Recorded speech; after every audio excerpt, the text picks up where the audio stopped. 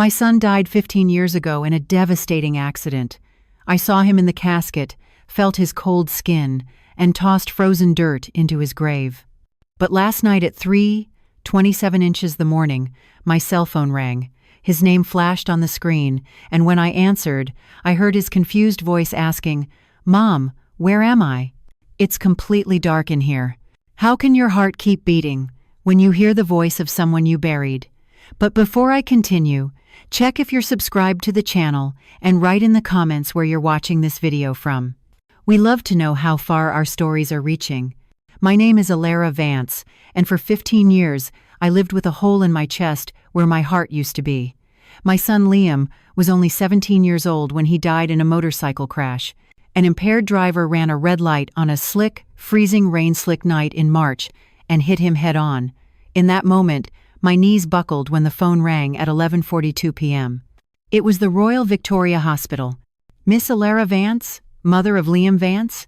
That single question already held all the answers I didn't want to hear. They say there's a mother's instinct that warns us when something terrible happens to our children. Right then, even before the doctor finished the sentence, I already knew. It was as if an invisible thread that had always connected me to Liam had been abruptly severed. The viewing was a blur. I remember sitting beside the casket, unable to cry, staring at my boy's face. He looked like he was sleeping, except for the grayish tone of his skin and the heavy makeup trying to conceal the bruises. I spent the whole night caressing his ice-cold hand, uselessly hoping his fingers would close around mine, as they did when he was little and needed protection. At the cemetery, I tossed a white rose onto the casket as it was lowered into the ground. The sound of the frozen dirt hitting the wood was the moment reality finally slammed into me like a freight train. My son was dead. I would never hear his laugh or feel his hug again. I would never see him graduate from university, marry, or have children. All that remained of 17 years of life were photographs, clothes with his scent, and memories that would fade with time. Liam's father couldn't handle it. 6 months after the funeral, David asked for a divorce. He said he couldn't look at me without remembering the son we lost. Maybe he was right. I couldn't look at him either, without feeling that someone was missing between us. Our 20-year marriage ended with a signature on cold papers, another death to add to my collection of losses. While David moved on, he remarried and had other children. I stayed trapped in that grave. Liam's room remained untouched, a sanctuary frozen in time. His clothes were still in the closet, his worn runners beside the bed, his books on the shelf and on the desk, the math homework he never finished. His old Montreal Canadiens blanket was still crumpled on his bed. I couldn't get rid of anything. Every object seemed to hold a piece of him that I refused to lose. Every Sunday, without fail, I visited his grave at Mount Royal Cemetery with fresh flowers. I cleaned the headstone, pulled the weeds, and talked to him as if he could hear me. I told him about the week, the little things that happened, the news of the world. Sometimes I brought a book and read aloud because Liam always loved it when I read to him before bed. "You should move on," people told me, as if it were simple to leave behind the child who grew inside my womb, as if there were a deadline for a mother's grief. I tried therapy, support groups, antidepressants. Nothing healed that wound. I only learned to coexist with the pain, to carry it as a constant companion. For 15 years, I kept Liam's cell phone number active. I paid the Rogers bill every month, just so I could call occasionally and hear the voicemail message in his teenage voice. "Hey, you've reached Liam. Leave a message and I'll call you back. Thanks." Those few seconds of audio were like a portal to a world where he still existed, where his voice still vibrated in the air. Maybe it was madness, but it was my way of keeping him alive. People moved on. His friends graduated, got married, and had kids. The world kept turning without Liam in it. I kept breathing, working as a kindergarten teacher, existing in a limbo between life and death. I wasn't truly alive, just existing out of inertia, counting the days until I could be reunited with my son again. That's when it happened. On a Wednesday, August 14th, 15 years after the accident, it was exactly 3:27 inches the morning when my cell phone rang, pulling me from a restless sleep. In the darkness of the room, the screen's glow illuminated the name I never expected to see. Liam. No, it wasn't Liam. Do not answer. As I had renamed the contact years ago when I would call the number just to hear the voicemail. It was just Liam, as if someone had restored the original contact. My heart rate skyrocketed, beating against my ribs like a caged animal. My hands were shaking so hard I almost dropped the phone. It couldn't be real. It had to be a dream, a glitch, some technical failure. Or maybe sanity had finally abandoned me altogether after years of living with the ghost of loss. The phone kept ringing relentlessly. 5, 6 rings. On the 7th, something inside me snapped. I answered. For several seconds, I only heard slow, hesitant human breathing. "Hello," I whispered, my voice failing. More silence. And then, "Mom?" The voice was his. There was no mistaking it. The same tone, the same way he'd slightly drawl the word mom. "Mom, where am I? It's completely dark in here. The air froze in my lungs. The room's walls seemed to contract around me. This couldn't be happening. Liam?" That was all I could manage as my entire body trembled. "Yeah, it's me. I don't know where I am. I can't see anything. I'm cold. What happened to me?" I switched on the lamp beside the bed with shaking fingers, as if the light could dispel this madness. My mind was firing in 1,000 different directions. It could be a cruel joke, someone who had stolen his number, an auditory hallucination caused by medication and sleepless nights. But that voice, I would recognize that voice anywhere. "Liam, is that really you?" I asked, tears streaming down my face. How? How is this possible?" "I don't know, Mom." His voice sounded distant, confused. I remember the crash. I remember the freezing rain, the car lights coming right at me, and then nothing, just darkness. And now I'm here, but I don't know where here is. I can't see anything. I feel like I'm trapped. A sob escaped my throat. I jumped up, stumbling across the room while holding the phone like a lifeline. "Liam, you died 15 years ago. I buried you." Silence on the other end. A silence so dense I could almost touch it. "No, Mom, I can't be dead. I'm talking to you. I'm thinking. I'm feeling. I just can't move. Everything is tight around me." I felt a chill run down my spine. Tight, like a coffin. My God, could it be a hospital mistake? Someone declared dead prematurely? Stories of people being buried alive swirled in my mind in a torrent of horror. But it was impossible. I saw him at the viewing. I touched his cold skin. He was buried 15 years ago. He couldn't be alive after all this time. "Where are you right now?" I asked, trying to keep my voice steady. "What do you see around you?" "Nothing. It's totally dark. I can feel wood. I'm lying down on something hard. There's a weird smell, like dirt and mold. Mom, I'm scared." My blood froze in my veins. He was describing a casket. How could he know that? How could he be conscious after 15 years? "Calm down, my son." The words came out automatically, mother's instinct overriding the panic. "I'm going to help you. Just tell me how I can find you." "I don't know. I just remember the accident and then waking up here." "Mom, how long did you say it's been?" 15 years, Liam." My voice broke. You died in 2010. I heard his breathing quicken, turning into desperate sobs. "It can't be. It can't. I'm 17. How could I have lost 15 years of my life?" I grabbed the dresser to keep from falling. The situation was absurd, impossible, and yet it was happening. The voice of my son, my dead son, was sounding through the phone with the same clarity as when he was alive.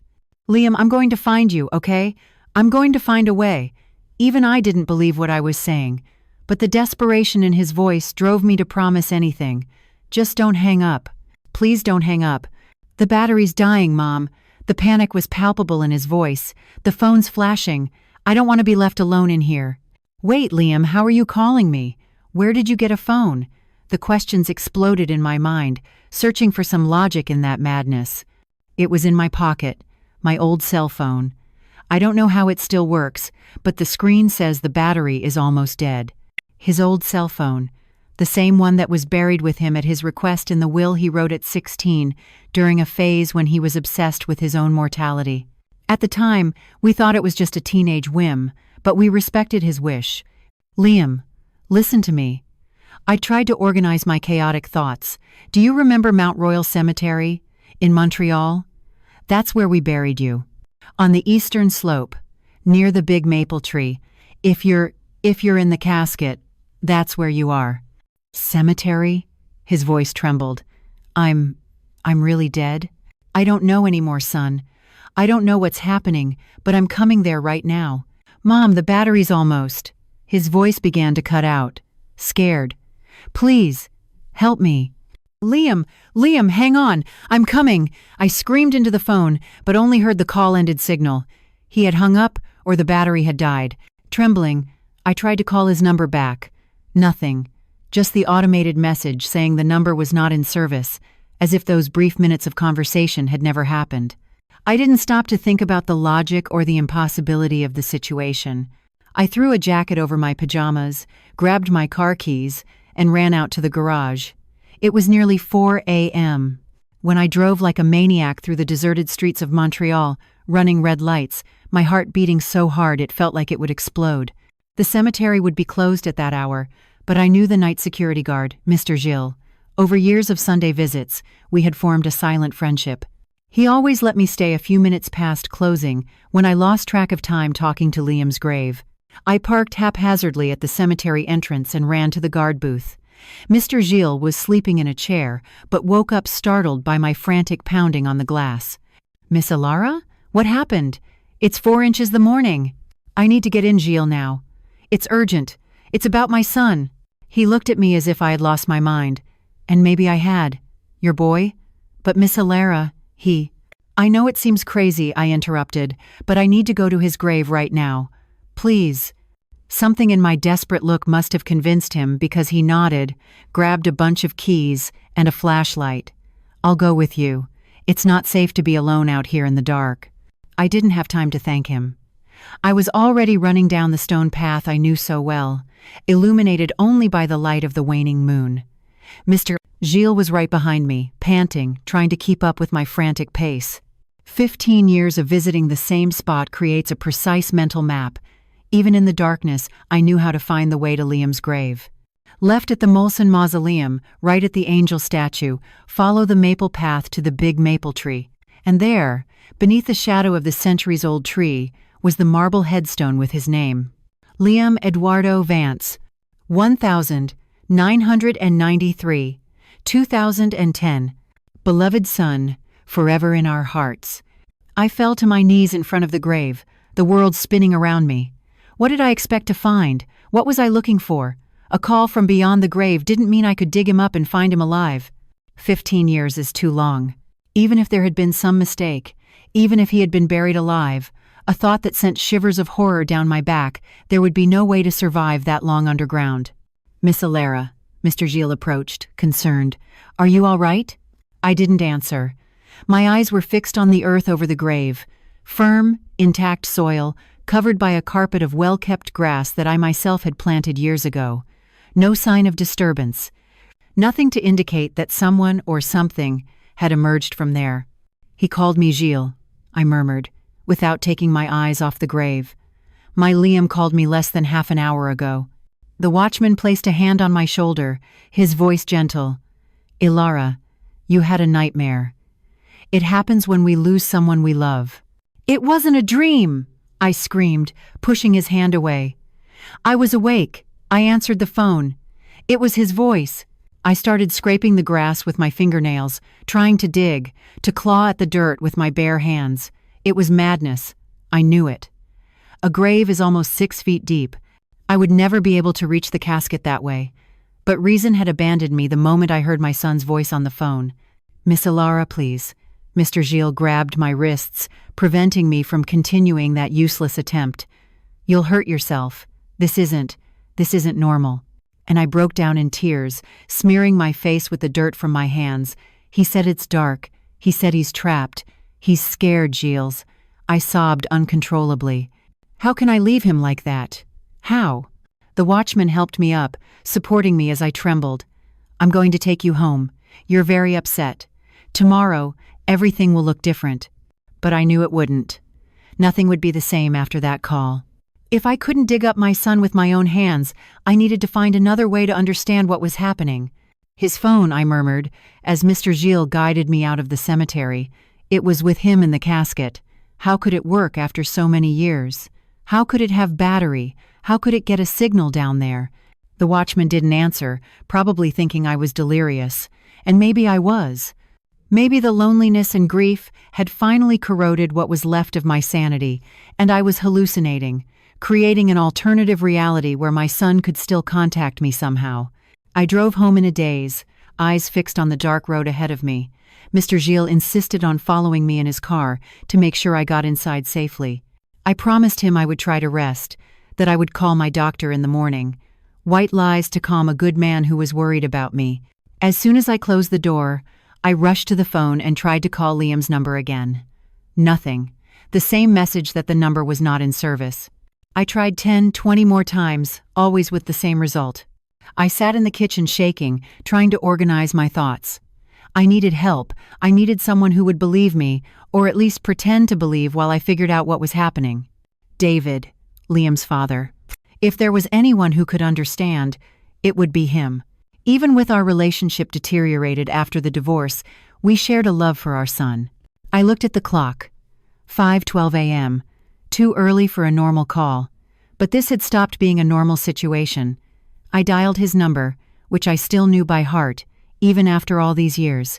After 4 rings, I heard his sleepy voice. "Alara, is that you? Is something wrong?" "David." My voice trembled. "I need to tell you something. It's going to sound crazy, but I need you to listen." I told him everything. The call, Liam's voice, the phone in the casket, my desperate trip to the cemetery. I expected him to interrupt me, to call me crazy, to suggest psychiatric hospitalization. But David just listened in silence, breathing heavily on the other end of the line. When I finished, there was a long moment of silence. "Do you believe me?" I asked finally, my voice small and uncertain. "I don't know what to believe, Alara." His voice sounded strangely controlled. "But I know you wouldn't make something like this up. Not about Liam. I need your help. I need to understand what's happening." "What do you want to do?"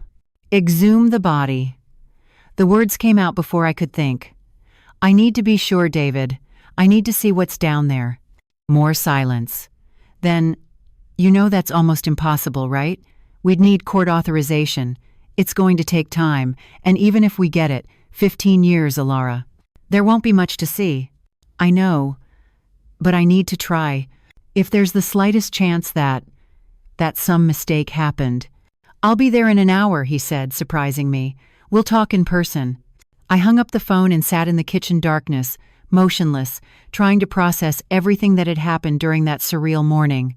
Part of me wanted to believe it was just a vivid dream, that I had fallen asleep on the couch and my mind had played a cruel trick on me. But I knew it wasn't true. The call had been real. The voice was Liam's. My son was trying to contact me from somewhere between life and death. David arrived in less than an hour. His graying hair was messy, deep circles under his eyes. When I opened the door, I saw the same man who had been my husband for 20 years, now older, with deeper lines in his face. But his eyes held the same look Liam's eyes, which he had inherited from his father. "You look terrible," he said, trying to soften the tension with humor. "You're not looking your best either," I replied, letting him in. We sat in the living room, the silence heavy between us. It had been years since we'd been like this, face to face, alone. Our rare meetings after the divorce always happened in public places, often with his new wife and children present. "Tell me every detail again," he asked, leaning forward with his elbows resting on his knees. I repeated the whole story, adding details I'd forgotten the first time. The exact tone of Liam's voice, his ragged breathing, the description of the darkness and the tight space. "The cell phone," David interrupted. "You said he has the cell phone in the casket." "Yes, don't you remember? It was one of the requests in his will." David nodded slowly. "I remember that strange phase when he wrote down what he wanted if he died. We didn't imagine that he would actually die so young." "It was an old Nokia, right? One of those indestructible ones." "Yes," I agreed, remembering the blue phone Liam loved. But still, Alara. 15 years underground. The battery wouldn't last that long. And how would he get a signal down there? It doesn't make sense. "I know," I whispered. "Unless," he said. "Unless what?" "Unless it's not really coming from the grave." David stood up, walking restlessly around the living room. Ilara, have you thought that it could be something else? Someone playing a trick on you? Maybe someone who knows about the cell phone buried with him? I shook my head vehemently. No, David. It was his voice. No one could imitate it like that. And who would be so cruel? David ran a hand through his graying hair, a gesture that reminded me so much of Liam that I felt a pang in my chest. So, what are you suggesting? That our son somehow managed to call you from inside the casket 15 years after dying? He stopped, choosing his words. Ilara, you need to consider other possibilities. Maybe you're needing help. You think I'm crazy? It wasn't a question. I didn't say that. He sat down again, gripping my hands in an intimate gesture we hadn't shared in years. I'm saying that grief does strange things to the mind. You never got over his death. You really never moved on. I pulled my hands away, moving apart. How did you move on? With your perfect new wife and your perfect new kids? That's not fair, Ilara. His voice hardened. I lost my son too. I suffered too. I just chose to deal with it differently. I closed my eyes, trying to calm down. Arguing with David wouldn't help me find answers, and deep down I knew he was right. It was an absurd, impossible story. Any rational person would doubt it. I'm going to try calling him again, I said, grabbing the phone in front of him. You'll see. I dialed Liam's number one more time, putting it on speaker. The automated message sounded loud and clear. The number you have dialed is not in service.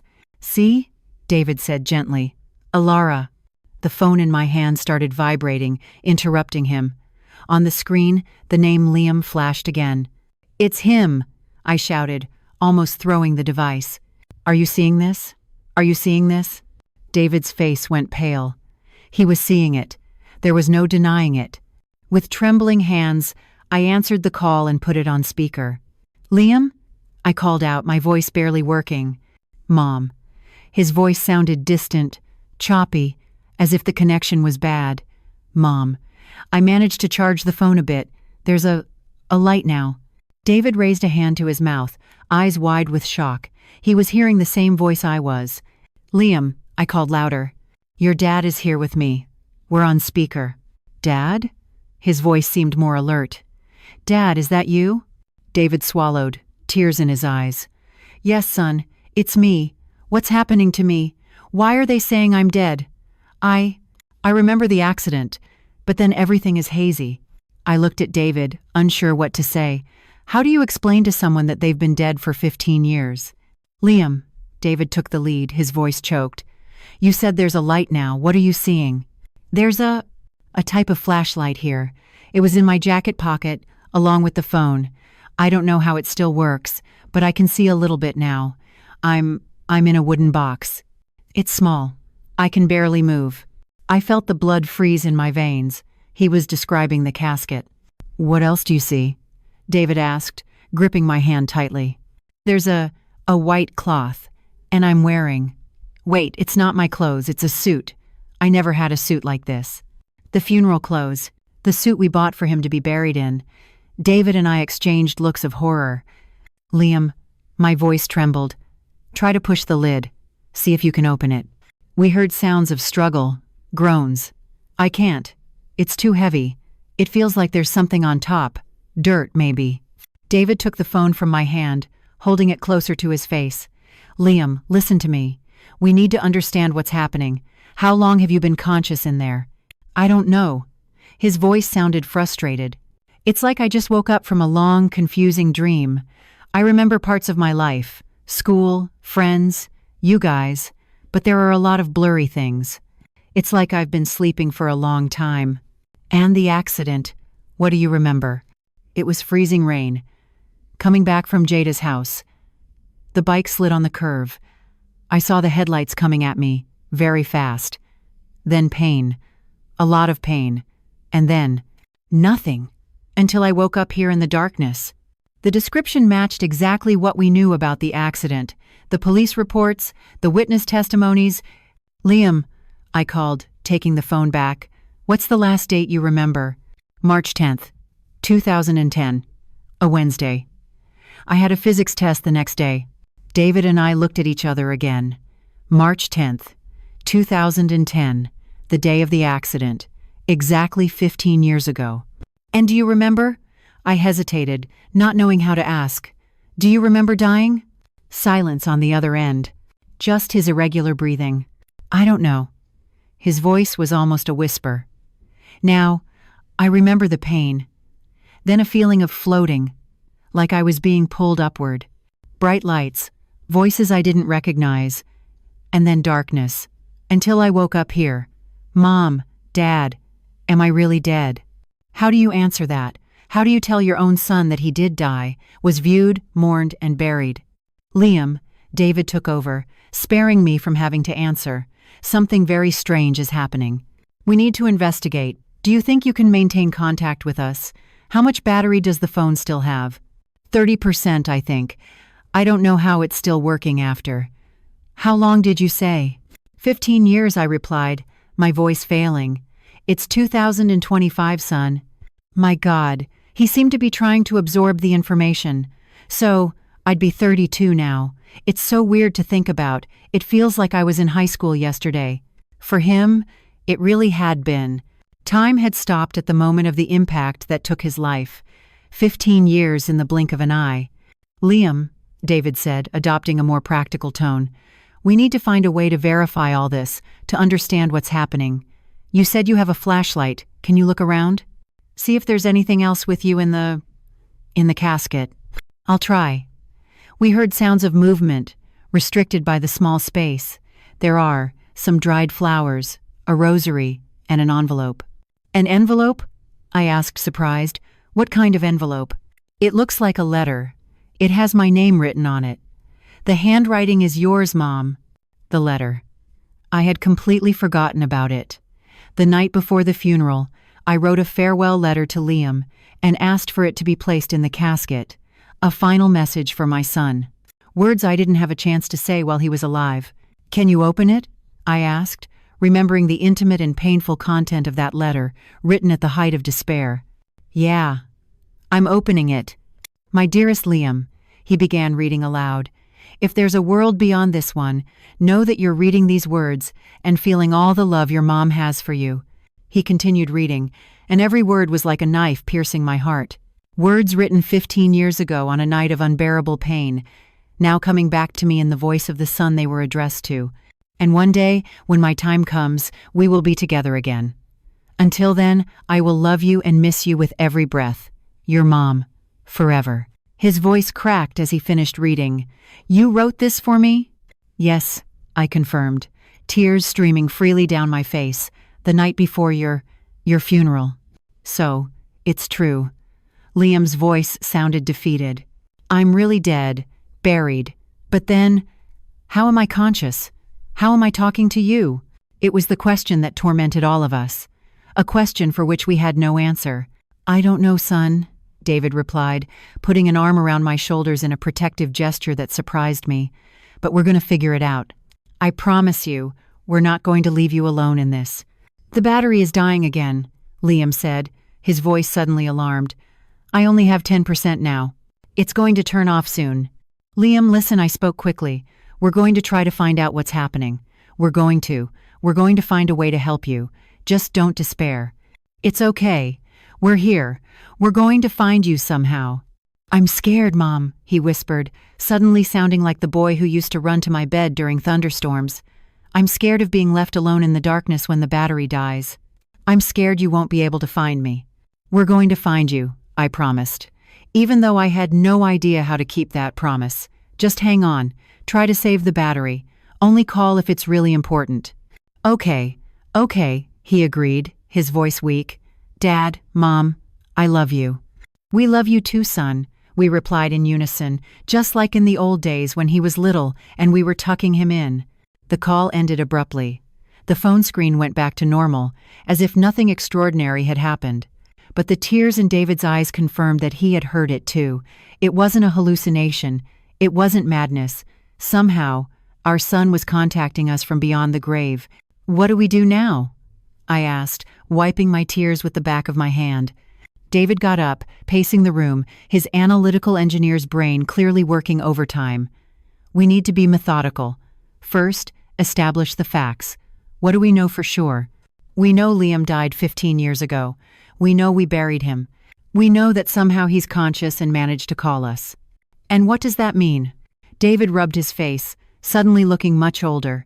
It's impossible for him to be alive in the casket, not after 15 years. I know. I shivered at the thought of the implications. So what? A ghost? A restless soul? Some kind of residual consciousness? David had always been the more skeptical of us, a man of science who believed only in what he could see and touch. Seeing him now, considering supernatural possibilities, showed how much that call had affected him. I don't know, but I know we need help. He grabbed his phone. I'm calling Ken. Dr. Ken Liu, David's best friend from McGill, now a coroner for the province of Quebec, someone who would understand the scientific aspects of the situation. Do you think it's a good idea to involve more people? I questioned nervously. What if he thinks we're crazy? Ken knows me well enough to know I wouldn't make something like this up. David was already dialing. We need someone who understands the science part. And also, we're going to need some kind of authorization to exhume the body. The word exhumation made my stomach churn. The idea of digging up Liam, of seeing what was left of him after 15 years, was too disturbing. Do you really think we should do that? I asked, my voice low. David looked at me with a seriousness I hadn't seen in years. If that were you, trapped somewhere between life and death, wouldn't you want us to do everything in our power to help you? He was right. If there was any chance of helping our son, we needed to try, no matter how unsettling the idea was. Ken left shortly after, promising to immediately start the process for the exhumation authorization. David decided to stay with me, settling onto the living room couch. It was strange to have him back in the house we shared for so many years, the house where we raised our son, the house he abandoned when the grief became unbearable. Night fell, bringing with it a darkness that seemed denser, more oppressive than usual. Neither of us could sleep. We stayed in the living room, David on the couch, me in the armchair, the silence heavy between us, broken only by the occasional hoot of an owl or the whisper of leaves in the wind outside. You still keep his things, don't you? David suddenly asked, looking toward the hallway that led to Liam's room. Yes, I admitted. I didn't change anything. He nodded without judgment. Can I see? I guided him down the hall to the room that had remained untouched for 15 years. I opened the door slowly, as if afraid of waking someone. The smell of dust and stopped time greeted us. The curtains were drawn, but I turned on the light, revealing the sanctuary I had built for my son. The bed was still made with the Montreal Canadiens blanket he loved, even though it was a kid's thing for a 17-year-old. The desk had school books piled on it, an unfinished math assignment in the open notebook, rock band posters on the walls, a pair of worn runners beside the bed, and his guitar in the corner, covered in dust, silenced by time. David stood in the doorway, taking it all in. I saw his hands tremble slightly. You accuse me of moving on too quickly, he said softly. Maybe you're right, but maybe. Maybe it's because I couldn't do this. I couldn't preserve the memories like you did. He walked slowly through the room, touching the objects with reverence. He stopped in front of the trophy shelf hockey, chess, science competitions. Liam had always been a brilliant boy, destined for great things, a life abruptly interrupted before it could fully bloom. Look at this. David picked up a small black notebook from a half-open desk drawer, his journal. My heart raced. I never had the courage to read it. Me neither. He held the notebook carefully, as if it were a precious artifact. Maybe we should now. Maybe there's something in here that can help us understand. We sat down on Liam's bed, side by side, the journal between us. With trembling fingers, David opened to the first page. January 10th, 2010, he read aloud. I had that dream again, the one about the accident, so real. I woke up in a cold sweat. In the dream, I'm riding my bike in the freezing rain. I see the headlights getting closer. I feel the impact. Then I'm floating above everything, watching my own broken body on the asphalt.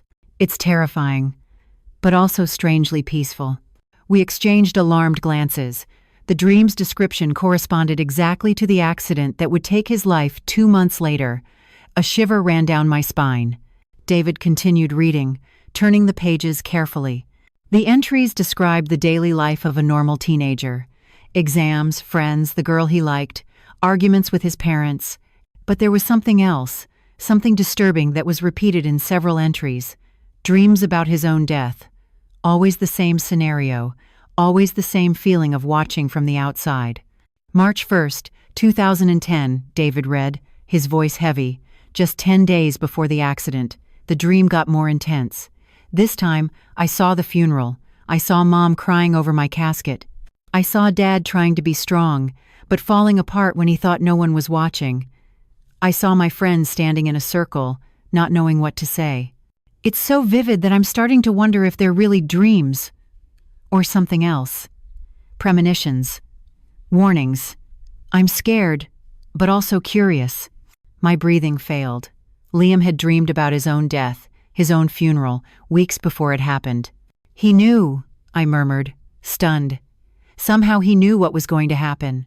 David turned to the last entry. It was dated March 10th, 2010, the day of the accident. Today is the day. I don't know how I'm so sure, but I am. Last night's dream was so real that I can still feel the impact, the metal tearing my skin, the bones breaking. I should be terrified, but strangely I'm not. It's like it's inevitable, like it's destined. If something happens to me today, I want Mom and Dad to know I love them more than anything. And I also want them to know that it won't be the end. Somehow, I'm going to find a way back to them. I'm going to find a way to say I'm okay, that I just changed forms. P.S. If I'm right, please bury my cell phone with me. It might sound weird, but I have a feeling I'm going to need it. The journal fell from David's hands. The silence that followed was dense, loaded with impossible implications. He knew, I repeated, my voice almost inaudible. They weren't just dreams. He saw the future. And he knew that somehow, someday, he was going to contact us. The cell phone, David murmured. He asked to be buried with the phone because he knew he was going to use it to communicate with us. The understanding of what was happening began to form in our minds, still hazy, still incomplete, but with more defined contours. Liam had somehow foreseen his own death, had prepared for it, and now, 15 years later, he was fulfilling his promise to find a way back to us. As if responding to our thoughts, my cell phone rang. Liam's name flashed on the screen. We answered together, David leaning in to listen. "Liam?" I called out, my heart pounding. "Mom, Dad." His voice sounded different now, firmer, more assured. "You're in my room, right? You just finished reading my journal." I was paralyzed with shock. "How? How do you know that?" "I can see you," he answered calmly. "I don't know how to explain it. It's like I'm in two places at once. I'm still here in the darkness, but I can also observe. Like in the dreams I used to have." David took the phone, his eyes wide with shock. "Liam, are you saying you can see us right now?" "Yes. Mom is wearing that blue shirt I gave her for Mother's Day many years ago. You're holding my hockey trophy from the provincial championship." It was true. David had just grabbed the trophy from the shelf as we spoke. There was no way Liam could know that unless he could truly see us. "My God," David whispered. "This is terrifying." "I know," Liam completed. "It is for me too. I'm learning to control this. At first, it was just darkness, but now it's like I can project my consciousness outward. See things, hear things." "Can you see other people besides us?" I asked, trying to grasp the scope of this impossible ability. "Yes, I can see Ken at the station right now, filling out forms. You're processing the exhumation, aren't you?" A shiver ran down my spine. How did he know about Ken? How did he know about the exhumation? "Liam, what's happening to you?" David asked, his voice trembling. "Are you dead? Alive? What?" There was a pause before the answer. "I don't know exactly. My body is here, but it's not alive in the normal sense. It's preserved, somehow, as if time has stopped for it. But my consciousness is somewhere else, in many places at once." "This is impossible," David murmured, the rational engineer struggling against the supernatural evidence. "Many things are impossible until they happen," Liam replied. "Mom always used to say that. Remember?" It was true. It was one of my favorite sayings when Liam was little and said something was impossible. "Son," I asked, trying to make sense of it all, "why now? Why wait 15 years to contact us?" "I didn't wait," His voice sounded almost surprised. For me, it was like waking up from a long sleep. I didn't realize so much time had passed, but now that I'm awake, I can feel time in a different way. I can see what I lost. I can see how much you suffered. And I can see that maybe I can return.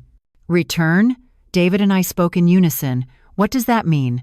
I'm not sure, Liam admitted, but I know you need to open the grave. I need you to get me out of there. There's something that needs to be done. Something I can't explain yet. Like an instinct. David and I looked at each other, scared and hopeful at the same time.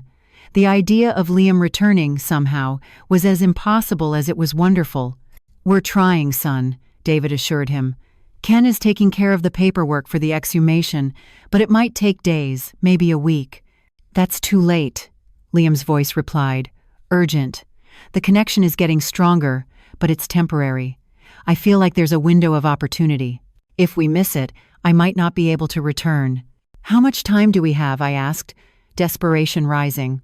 3 days, maybe less.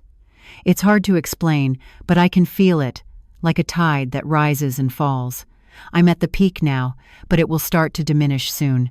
David stood up, determined. I'm going to talk to Ken. We're going to expedite the process. If we don't get the authorization in time. He didn't finish the sentence. But I understood what he meant. We would do whatever was necessary, legal or not. There's something else, Liam continued, his voice suddenly serious. I'm not alone here. There are others like me, people trapped between worlds. Some are confused, scared. Others are angry. Not everyone has good intentions. A shiver ran down my spine. What do you mean? Some want to return for the wrong reasons. Vengeance, obsession, power. If they find a way back like I'm trying to do, it would be dangerous, David concluded, his face grim. Very, Liam confirmed. I'm trying to hold them back, block the path, but I'm getting tired. I don't know how much longer I can. The implication was clear and terrible. Our son wasn't just trying to find a way back to us. He was serving as some kind of guardian, preventing other spirits with dark intentions from escaping. How can we help? I asked, determination replacing the fear. Just get me out of there, he replied. The rest I can try to solve once we're reunited somehow. The call started to fail. Liam's voice was choppy with static. I'm losing connection, battery dying. Liam! I screamed into the phone. Hold on, we're coming for you. I know you will. His voice was just a whisper now. I love you both. Very much. And then silence. The call had dropped. David already had his phone in hand, calling Ken. He spoke quickly, urgently, explaining the need to speed up the process. I watched him, a new resolve growing within me. If bureaucracy didn't work in time, we would take matters into our own hands. The next 24 hours were a race against time. Ken used all his influence at the coroner's office and the police department to accelerate the authorization. David mobilized old work colleagues, some with political connections. I stayed home, waiting for new calls from Liam, the phone always within reach, the volume turned up high. He didn't call again that day or the next. Anxiety grew with every passing hour. Ken assured us that the authorization would be issued within 48 hours fast by bureaucratic standards, but still potentially too late, according to Liam's warning. On the morning of the third day, David and Ken arrived with news.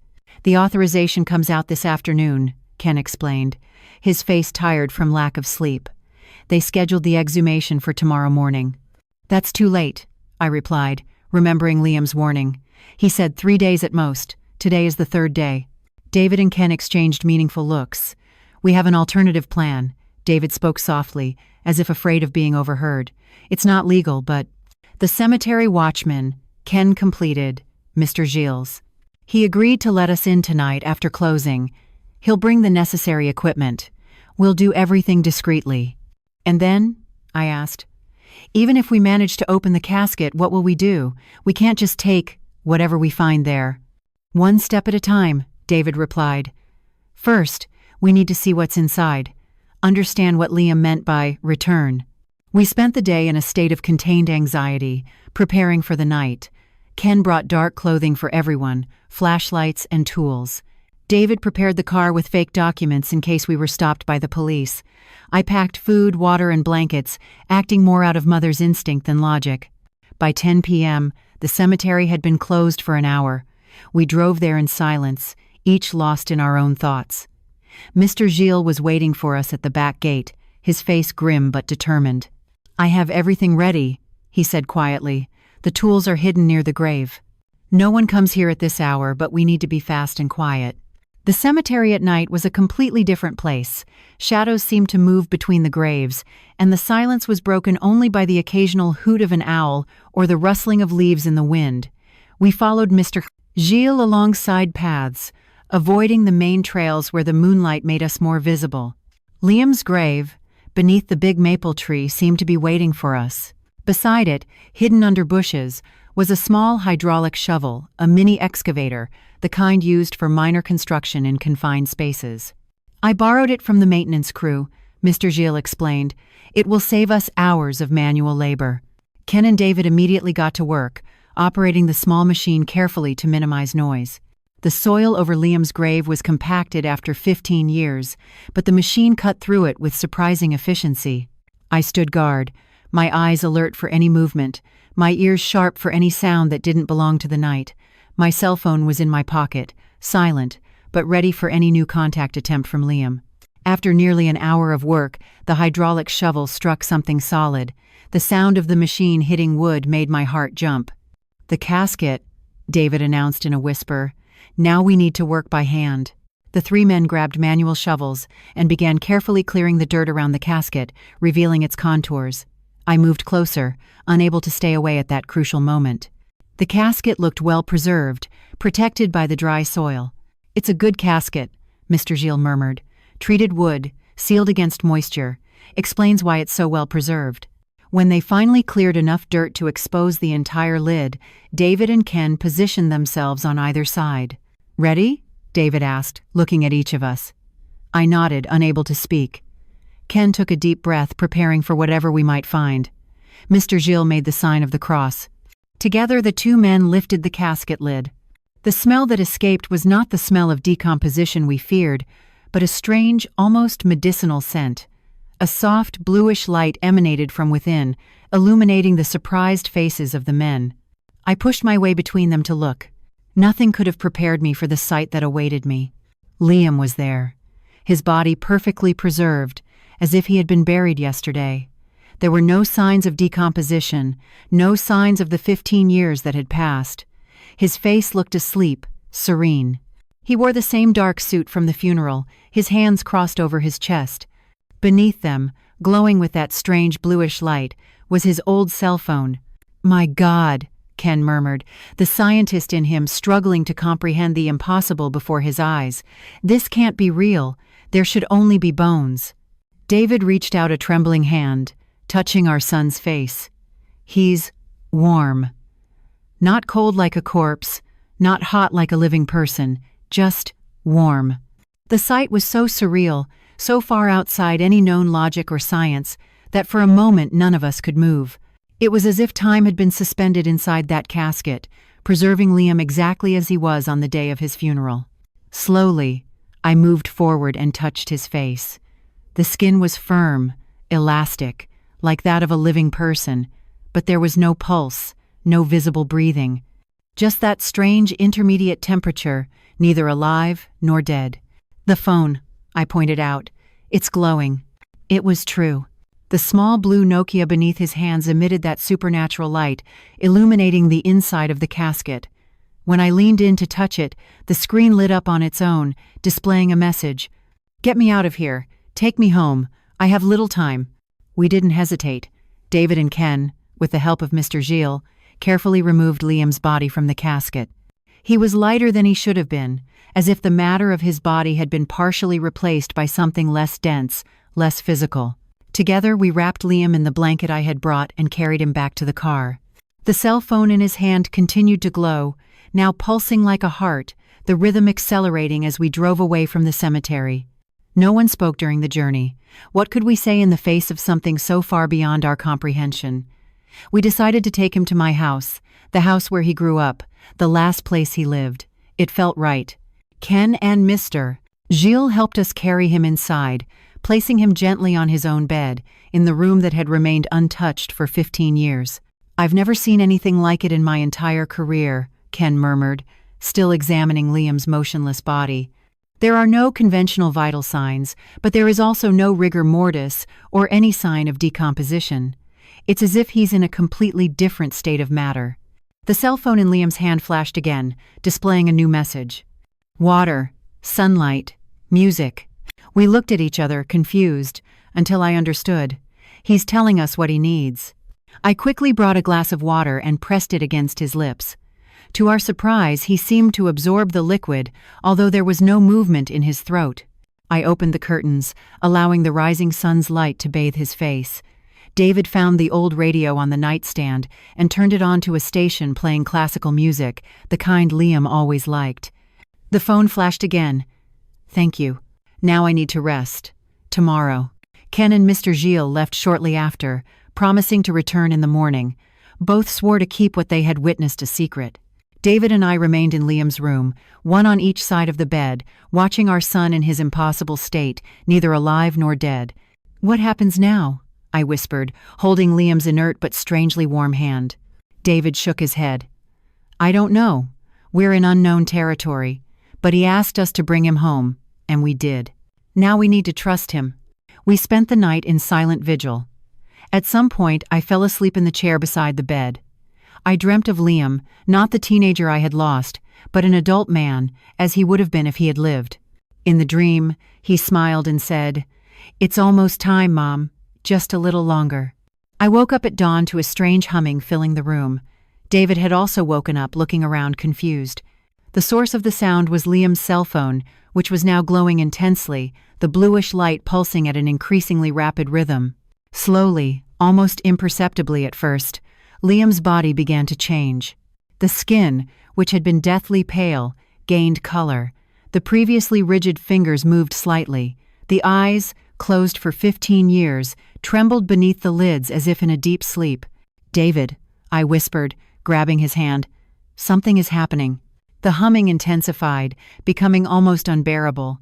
The light from the cell phone expanded, enveloping Liam's entire body in a cocoon of light. For a terrible moment, I thought he might be disintegrating, vanishing before our eyes. But then I realized he was transforming.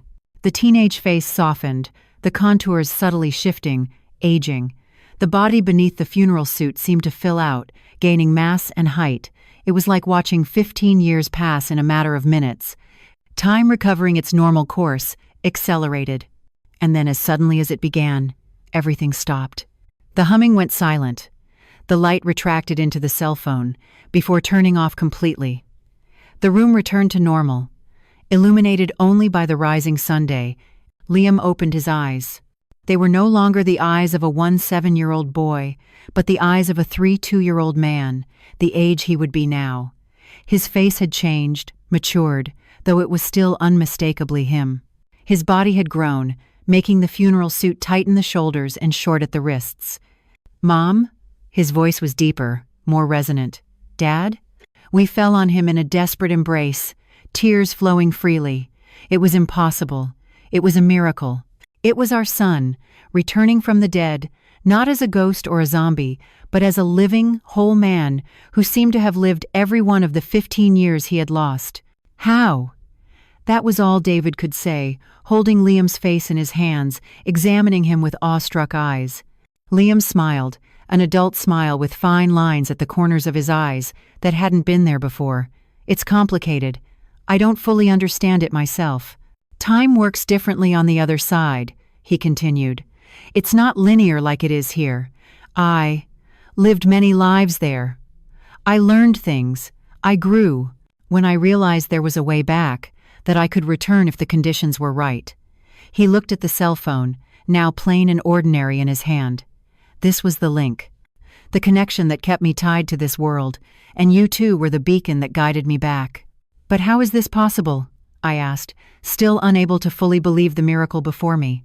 "Your science doesn't have words for this yet," Liam replied gently. "Parallel dimensions, maybe, or alternative states of consciousness. The important thing is that I'm here. I returned.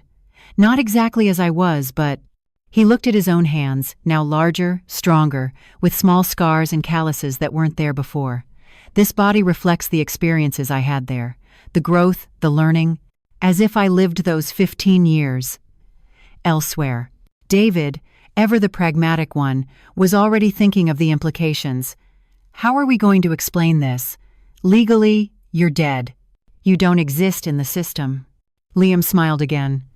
We'll have time to figure that out. Ken can help. Maybe a story about a mistaken identity. Amnesia, something like that. The important thing is that I'm back. His face suddenly grew serious. But I'm not the only one who found the way. Others are trying to follow. Like I warned, not all with good intentions. What can we do? I asked, determination replacing the fear. For now, nothing. I closed the portal behind me as best I could. But we need to be vigilant. He looked out the window at the world outside, a world he hadn't seen in 15 years. So many things have changed. I have a lot to learn about this life again. In the days that followed, we watched in wonder as Liam readjusted to life. His body worked perfectly, although at times he seemed clumsy, as if learning to use muscles that had been dormant for a long time. His mind was sharp, absorbing information with impressive speed, adapting to the technological and social changes of the last 15 years. Ken helped with the legal side, creating an elaborate story of mistaken identification and prolonged amnesia. It wasn't perfect, but with his connections and a bit of record manipulation, he managed to establish a new identity for Liam. Not as someone resurrected from the dead, but as someone who never truly died. As for me, I went from grieving mother to mother of an adult son in a matter of days. It was strange, disorienting, and wonderful. Liam was no longer the boy I lost, but a complex man with knowledge and skills that transcended his earthly education. Sometimes I found him gazing at the horizon with a distant expression, as if he were seeing things none of us could comprehend. In those moments, I realized that part of him was still connected to the other side, the mysterious place where his consciousness had resided for 15 years. One evening, sitting on the porch watching the stars, I asked him if he missed that place. Sometimes, he admitted. It was peaceful there in a way. No physical limitations, no weight of linear time, but it lacked something essential. What? I asked. He smiled. That smile that was both familiar and new. This. Humanity. Connection. The beauty of being alive, with all its imperfections and challenges. It's worth being here, even knowing that one day I'll have to leave again. I held his hand, larger, stronger, and more callous than the hand of the boy I buried, but still unmistakably the hand of my son. When that day comes, I'll be ready to let you go, I promised. This time, I'll know it's not goodbye forever. Liam nodded, his eyes reflecting the wisdom of someone who had lived between worlds. It's never goodbye forever, Mom. Only see you soon. I buried my son 15 years ago. I visited his grave religiously every Sunday. I kept his room intact as a sanctuary to his memory. And then on an ordinary night, my phone rang with a call from beyond. Today, he sits beside me. Not as the boy I lost, but as the man he became on another plane of existence. Death, I learned, is not the end of the story. Sometimes, it's just the beginning of a new and extraordinary journey. Did you like the story? And which city are you listening from? Let's meet in the comments. If you like the story, you can support me by sending us super thanks so I can keep bringing more stories like this. Thank you so much for your sweet support. I'm looking forward to your comments on the story. On the screen, you can see 2 new life stories that I highly recommend. There's so much more on my channel. Don't forget to subscribe. See you in the next life story. With love and respect.